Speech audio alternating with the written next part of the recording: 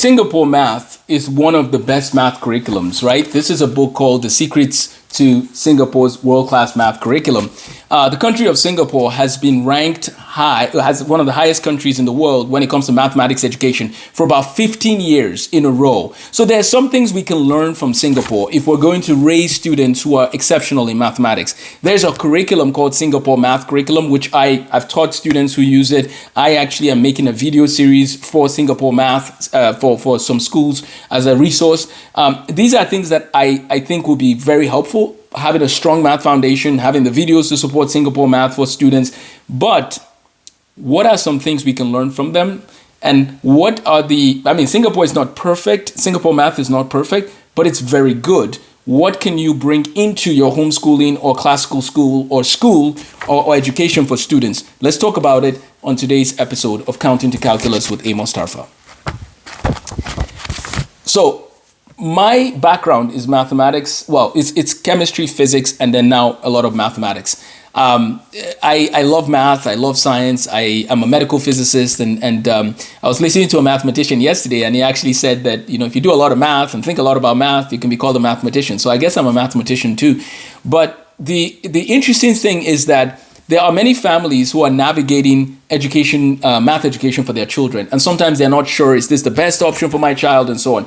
Well, one of the first things I want you to know is that what helps a child become very good at math is actually not fundamentally the curriculum. No, it's not. It helps, the curriculum helps, but it's actually the teacher and the teaching methods and the mindset the child has. Those are going to help you have very good students in math. So, I will share more about some of my strategies as we go on, but let's look at the strategies from this author on Singapore math. So it's called The Secrets to Singapore's World-Class Math Curriculum. And she dedicates it to my mama, the best math teacher I've ever had. To my dad, who taught me that the pen is always mightier than the sword. Isn't that interesting? Her parents played a huge role in helping her become very good at math. Let's talk about the table of contents, and then we'll break it down to a few things. So, first of all, where is Singapore? Where is it located? That's a question we will discuss. So they talk about that. And then it's at the top of international education charts. Okay, what's going on there? What is Singapore's math curriculum all about? There's a history of Singapore's math curriculum. What are the key components of Singapore's math curriculum? What are the current challenges facing Singapore math implementation in the US? What are some of the myths about Singapore math? What are the real takeaways of Singapore math?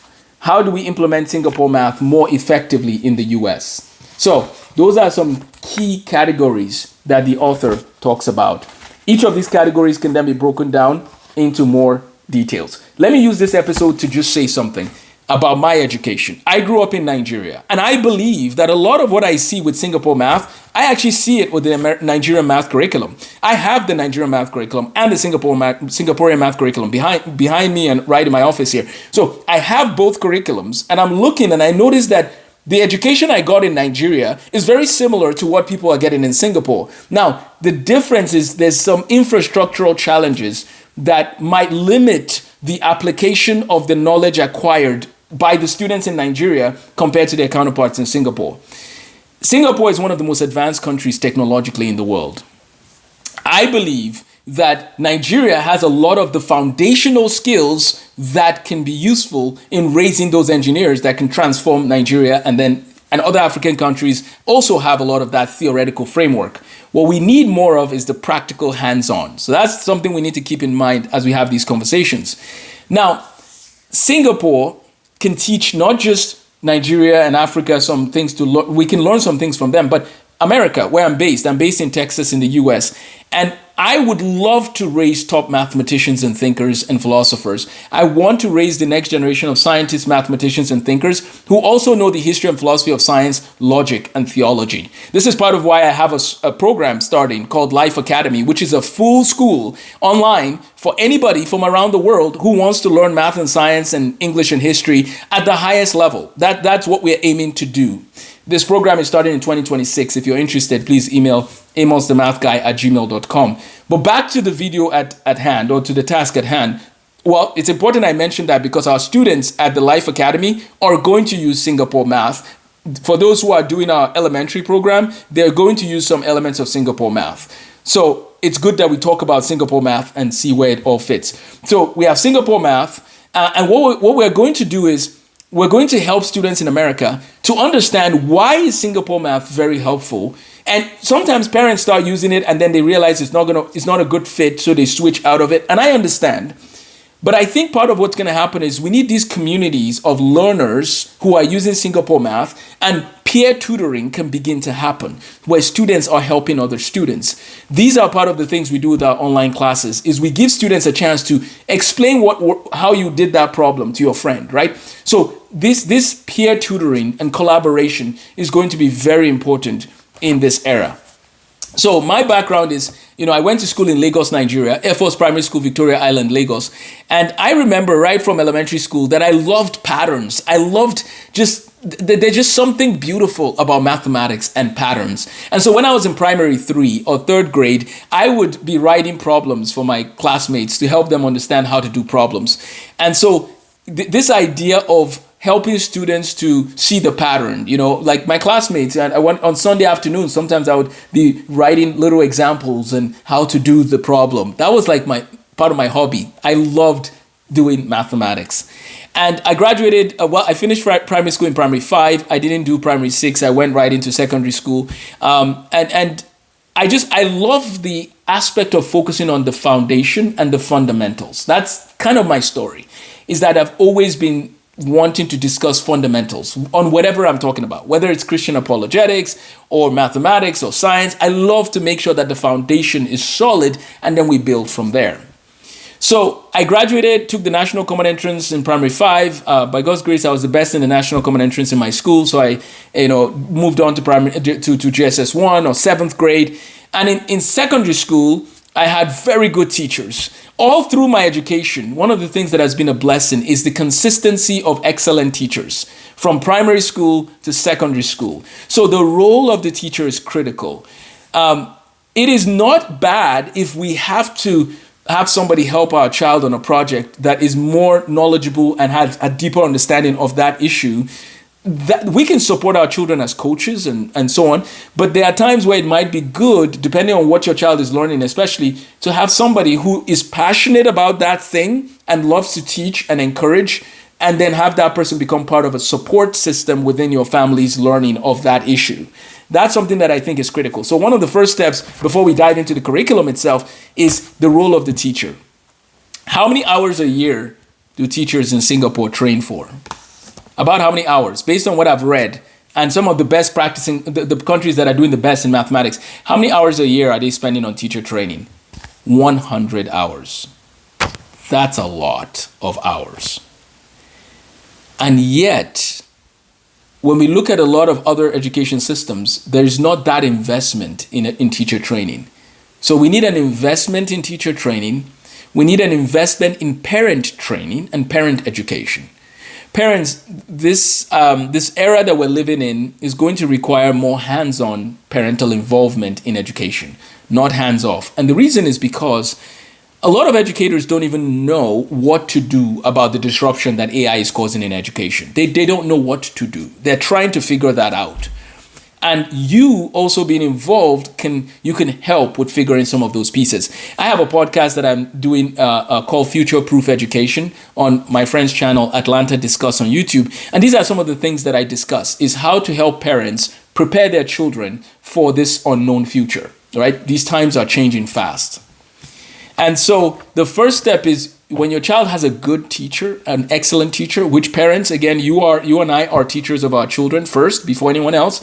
So we need to grow in our ability to teach, which involves learning patience, which I need more of that myself. I feel like the older I get, the less I need more grace for patience, and sometimes, my wife and I talk about how, I get irritable sometimes. It's like, what's the problem? I don't know. Maybe it's age. Some people can tell me, those who have gone through their 30s can tell me more about, 30s and 40s, what to watch for. See, I want to learn. Okay. So we need to learn how to teach our children life skills. We need to learn how to teach our children different things and values that matter. So parents, we are teachers, we are educators, and we need to grow. There's a book called The 7 Laws of Teaching that is a great book on teaching, by the way. So that's number one. Number two, so parents, we need to grow in our teaching and so on. And then number two, we need our children to be surrounded by very good teachers. Mr. Essien was one of my teachers. Mrs. Agbola was one of my teachers. I can go on. And I want to thank all my teachers, because I would not be where I am today if it was not for the quality of education I received growing up. And I thank my parents for also giving me those opportunities. So, as we talk about the secrets of Singapore's math success, we cannot forget about their teacher quality. We cannot forget about the parental involvement. Parents are involved in their children's education in Singapore. Okay, so Singapore is not perfect, and there are lessons we can learn from them. America is not all imperfect. There's some lessons we can learn from the American education system as well. It's not very good in quality in terms of how the students approach it. And I think there's reasons for it. There's a certain attitude we have. Let me give you one example of why I think it's not very good. We give students 3 months off in the summer in American math education. How can we take 3 months off from an objective skill set? Like, it just doesn't make any sense. That's one of the reasons it's not good. American education is not good because of how it's structured. It also, there's not an incentive for excellence. There's not enough of an incentive for excellence for some of it. Here's what I mean. Imagine a kid in 5th grade who's done his work. He's gone the extra mile. He's mastered mathematics. And do you know that some schools will not allow him to do the next level of math? Sit down in class, learn this thing. It's not fair. No. If a child is putting in the extra work, we need to reward that. We need to reward excellence. This is one of the reasons I'm starting schools in America as well as online, because I want to see education systems where people are flourishing and there's a reward for what they're doing. Now, America has incentives for certain things. America is good with business. America is good with certain aspects of capitalism, and I get it. But when it comes to education, we have some concerns, and we need to sort through that. Okay. So when the author starts here, they start with the preface. In the preface, they're talking about a story. When I graduated from college, I never thought I would end up pursuing mathematics education as a career. I worked for 2 years at an advertising agency as a data analyst and thought I had landed my dream job. My role was the perfect intersection of two seemingly conflicting majors, mathematics and art history, in which I could crunch numbers and analyze images. Perhaps it was fate, but everything changed when I chanced upon the opportunity to tutor students using Singapore's math curriculum in the US. This is very interesting, right? They get this opportunity, and they were puzzled when they heard about the US implementation of Singapore's math program, because it never occurred to me that my childhood math education had been unique. When my first student brought in the primary mathematics textbook and workbook, I felt both a wave of nostalgia and a sense of surprise that these materials have not changed for 20 years. My shock then turned to concern after I found out that my students were not taught some of the concepts and problem-solving strategies essential to Singapore's approach. This is going to be good. Let's take a few weeks and dive into this book. What do you think? Would you like us to go maybe more section by section, or would you want me to just do a full-on summary in one video? Let me know in the comment section. But on this channel, we're going to help families to give their children high-quality math education. Every child receiving the highest quality of math education, no matter where they live, this is what we're going to do as we study the Singapore math secrets. My name is Amos Tarfa. I'm a medical physicist, math and science curriculum writer, and I want to raise the next generation of Isaac Newtons, James Clerk Maxwell's, and people that will change the world, for better. So I will come back to the book in the next episode. Please feel free to like, share, and subscribe. I will also be posting videos about how to solve math problems, and we'll discuss that more in the coming videos. We're going to be looking at different problems, different topics. We're going to do a webinar on January 31st, February 28th, and March 28th. 3 webinars for parents to come and learn. And we'll discuss some of these strategies. We'll discuss how to help your children master mathematics. My book, I have a book on mathematics called Tools for Master Mathematics. I have a few books I've written, but this one is called Tools for Master Mathematics. And so we'll be talking about some of the strategies. If you email me at Amos the Math Guy, so amosthemathguy@gmail.com, amosthemathguy@gmail.com, I'll send you a copy of the PDF of this book called Tools for Master Mathematics. Look forward to seeing you more on this channel as we talk about math education while also solving math problems and providing every family around the world with high quality math education tools. Thanks for listening to my story and just getting some background of what we're trying to do. Look forward to seeing you in the next video. Take care and have a blessed day.